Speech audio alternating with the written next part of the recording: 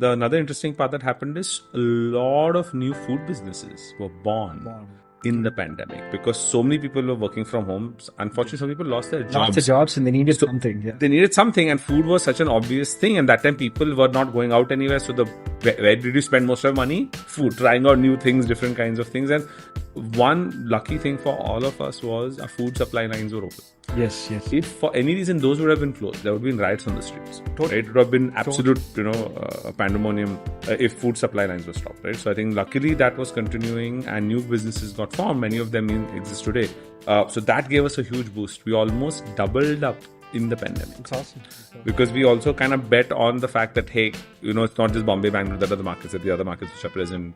We were doing collections from everywhere, but sometimes people just want to test from a lab that is closer rather than sending a sample somewhere else, right? So, and we did one more interesting thing. We decided to go 5x on our sales team, which was another very controversial decision that we took. I wouldn't say controversial at all. I would say that it's a bold decision. Somebody from our ecosystem, a well-wisher, Hedaman, calling up, says, hey, I see that you're hiring left, right, center, you opened all this.